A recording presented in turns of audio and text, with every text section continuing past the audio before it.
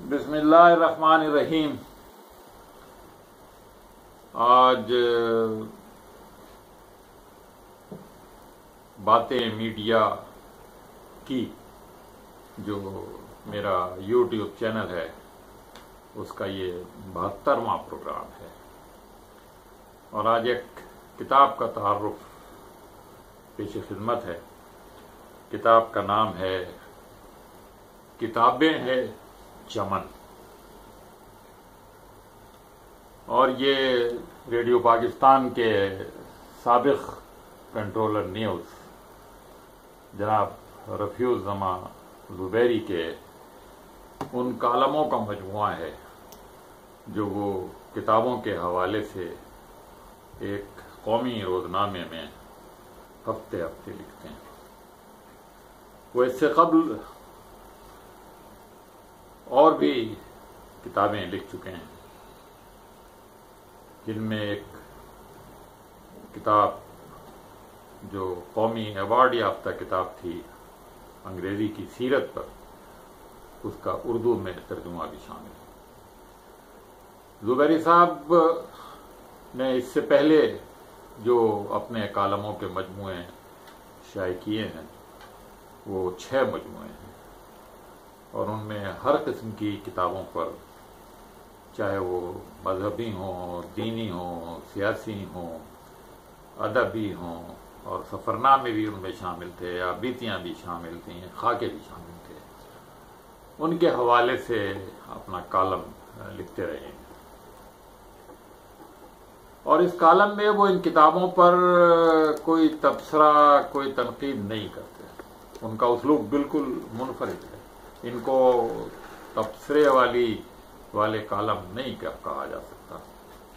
وہ اس میں کتاب کی تعریف بھی نہیں کرتے، وہ اس پہ تنقید بھی نہیں کرتے، اس کی برائیاں بھی بیان نہیں، وہ بس کتاب کا تعارف کرا دیتے ہیں۔ کتاب میں جو کچھ ہے وہ بہت ہی خوبصورتی کے ساتھ آپ کو بتا دیتے ہیں۔ وہ بتا دیتے ہیں کہ اس کتاب میں کیا کچھ ہے، بہت دیانتداری کے ساتھ۔ اس وقت میرے ہاتھ میں جو کتاب ہے اس کا نام ہے کتابیں ہیں چمن، اور اس میں انہوں نے 31 کتابوں کا تعارف پیش کیا ہے۔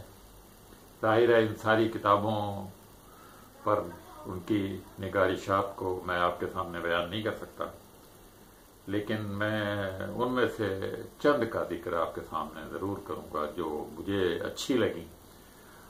اچھی تو ساری ہیں، لیکن خاص طور پہ میڈیا کے حوالے سے جو لوگ مقبول ہیں، معروف ہیں، ان کی کتابوں کے بارے میں۔ اس میں سے ایک کتاب ہے قلم چہرے، جو معروف صحافی ضیاء شاہد مرحوم نے یہ خاکے لکھے تھے، اور ان خاکوں میں انہوں نے آغا شورش کاشمیری، نسیم حجازی، مجید نظامی، مختار مسعود اور ارشاد حقانی کا بھی ذکر کیا ہے۔ آغا شورش کاشمیری کے بارے میں ان کا جو خاکہ ہے اس کا ذکر کرتے ہوئے زبیری صاحب نے جو تلخیص کی ہے، اور وہ تلخیص بہت ہی عمدہ ہے، اور وہ تلخیص یہ ہے کہ آغا صاحب کے بارے میں، آغا شورش کاشمیری کے بارے میں وہ لکھتے ہیں، آغا صاحب کی بہت سی کہانیاں ایسی ہیں جنہیں صرف یاد کیا جا سکتا ہے، لکھا نہیں جا سکتا، کیونکہ دنیا کا نرم سے نرم سینسر بھی ان کی اشاعت کی اجازت نہیں دے گا۔ تاہم ان کی شخصیت کا ایک پہلو یہ بھی ہے کہ وہ اپنے اندر ایک شریر بچہ چھپائے پھرتے تھے۔ سارا ادب، ساری شاعری، ساری مقرری، ساری سیاست ایک طرف، کبھی کبھار وہ شریر بچہ باہر آ جاتا تو دیکھنے والے حیران رہ جاتے۔ مشرق اخبار کے بانی عنایت اللہ کا خاکہ جو ضیاء شاہد نے اپنی کتاب میں لکھا ہے، اس میں انہوں نے لکھا ہے کہ میں عنایت اللہ کو صحافت کے میدان کا جادوگر سمجھتا ہوں۔ ضیاء شاہد نے نوائے وقت کے حوالے سے مجید نظامی کا ذکر کیا ہے، اور وہ کہتے ہیں کہ جب میں نے ملازمت کا فیصلہ کیا نوائے وقت میں تو میں مجید نظامی سے ملنے گیا، تو پہلی ہی ملاقات میں انہوں نے ان کی خواہش کے مطابق میگزین ایڈیٹر کی ذمہ داری انہیں سونپ دی اور ان سے کہا یہ بڑے پائی کی بات ہے اور کانٹے کی بات ہے، اور صحافیوں کو اور اخبارات میں کام کرنے والے لوگوں کو کے لیے یہ بات بڑی اہم ہے۔ مجید نظامی نے ذیل شاہد سے کہا کہ آپ نے اخبار بند کیے، مقدمے درج کروائے اور جیلوں میں وقت گزارا، میں نے کبھی جیل نہیں کاٹی اور نہ جیل جانا پسند کرتا ہوں۔ قائد اعظم نے بھی کبھی جیل نہیں کاٹی تھی۔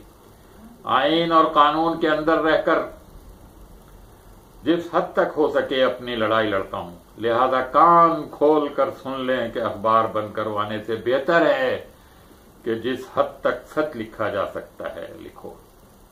آپ نے یہاں کام کرنا ہے، کوئی ایڈونچر نہیں کرنا۔ یہ مجید نظامی کی پتے کی بات ہے جو صحافیوں کو ذہن نشین رکھنی چاہیے۔ اپنا اخبار نکالیں اگر آپ نے ایڈونچر کرنا ہے۔ مختار مسعود نامور کتابوں کے مصنف رہے ہیں، وہ لکھتے ہیں کہ بہت سے اہل قلم آئے اور بہت سے گئے، مگر مختار مسعود کے نصف جملے کے برابر بھی شاید کوئی لکھ سکا ہو اور نہ لکھ سکے گا۔ ارشاد احمد حقانی کا بھی انہوں نے ذکر کیا ہے اور لکھتا ہے کہ وہ بڑی محنت سے کالم لکھا کرتے تھے۔ مفتی تقی عثمانی نے کئی سفر نامے لکھے ہیں اور ان سفر ناموں میں ایک ان کا دنیا میرے آگے ہے، اس کے بارے میں زبیری صاحب نے اپنی کتاب میں جو کچھ شامل کیا ہے وہ ان کے اندلس کے سفر کا ذکر ہے، جو انہوں نے وہاں مراکش گئے تھے، وہ مراکش سے پھر اندلس جانے کی بھی خواہش ظاہر کی اور پھر وہاں انہوں نے مسجد قرطبہ میں نماز پڑھی، اور اس کا جو ذکر انہوں نے کیا ہے وہ بہت دلچسپ ہے اور وہ بہت پڑھنے سے تعلق رکھتا ہے۔ آصف جیلانی بہت نامور صحافی رہے ہیں، بی بی سی سے بھی منسلک رہے ہیں، جنگ گروپ سے بھی منسلک رہے ہیں۔ ان کی ایک کتاب ہے نایاب ہیں ہم، اس پر اس کا ذکر کرتے ہوئے زبیری صاحب نے میاں افتخار الدین کے ایک واقعے کا حوالہ دیا ہے کہ میاں افتخار الدین جو کئی اخبارات کے مالک تھے اور چراغ حسن حضرت امروز کے ایڈیٹر تھے، کوئی بات ایسی انہوں نے لکھ دی جس پر میاں صاحب کچھ کہنے کے لیے ان کے کمرے میں گئے، تو چراغ حسن حضرت نے بڑی حیرت سے ان کو دیکھا۔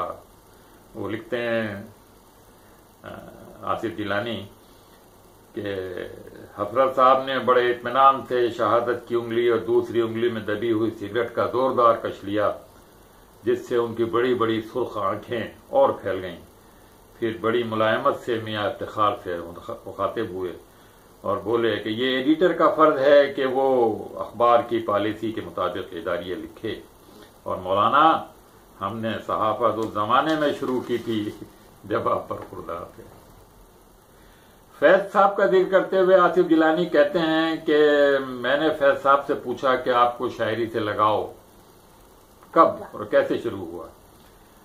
کہنے لگے بھائی بس یہ بھی ایک عشق کی کہانی ہے، اور یہ عشق ایسا تھا کہ ایک افغان لڑکی تھی 13-14 برس کی، اس سے عشق ہو گیا تھا، اور بس اچانک اس کی شادی ایک امیر زمیندار سے ہو گئی، اور وہ دن ہے کہ ہم پر غم کا پہاڑ ٹوٹ پڑا اور پھر ہم نے شاعری کا سہارا لے لیا۔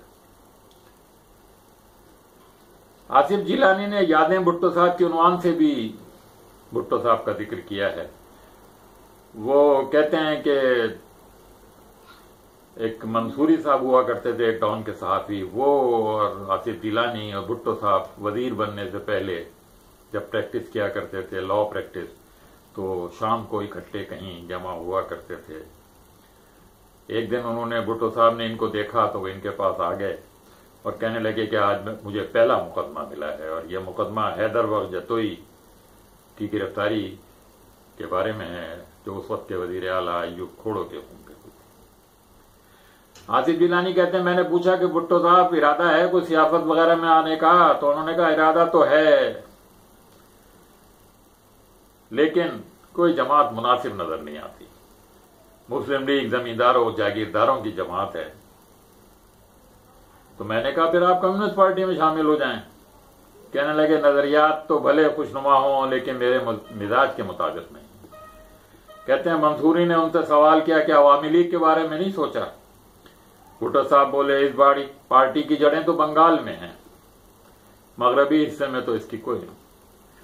تو مبشر حسن بھی اس وقت موجود تھے.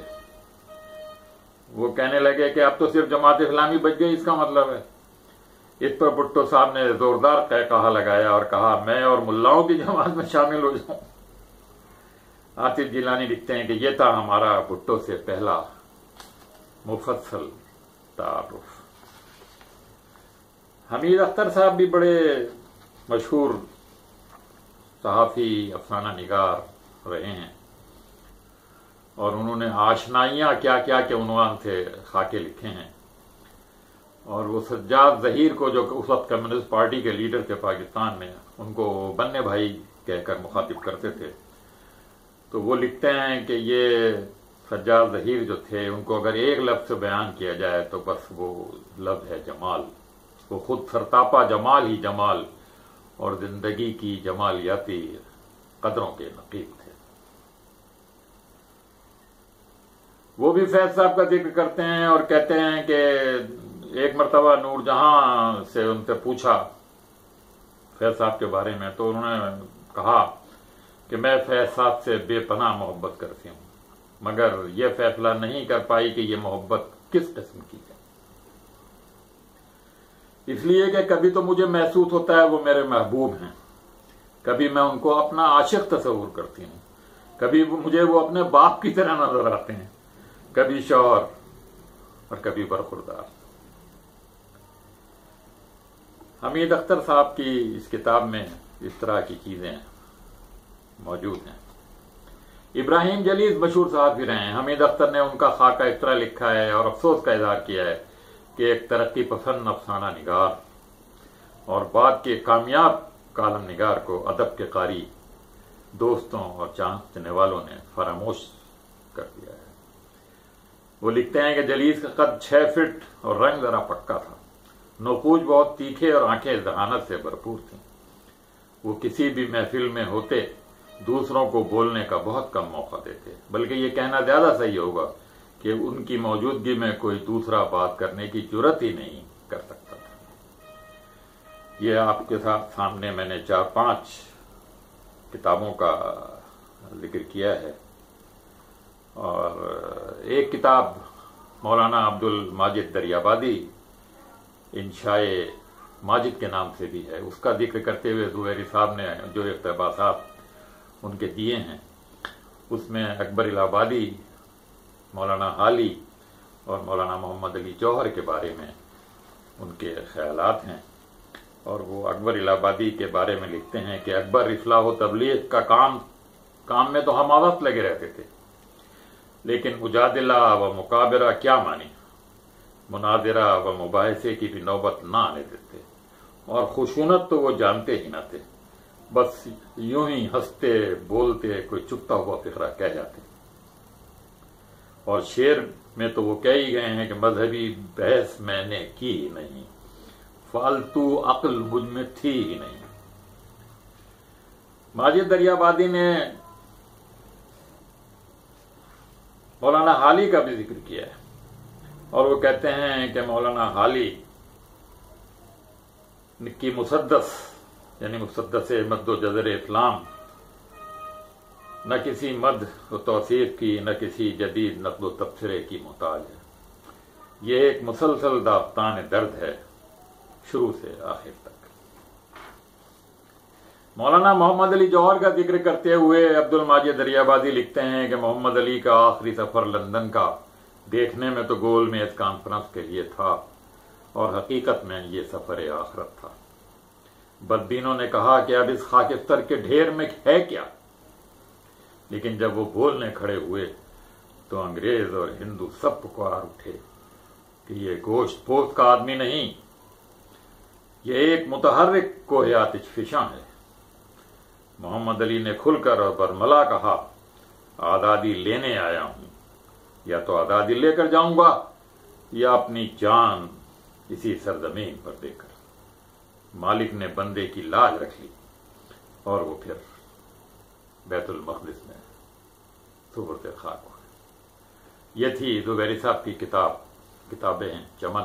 انشاءاللہ کسی اور کتاب کے ساتھ پھر آپ کی خدمت میں حاضر ہوں گے۔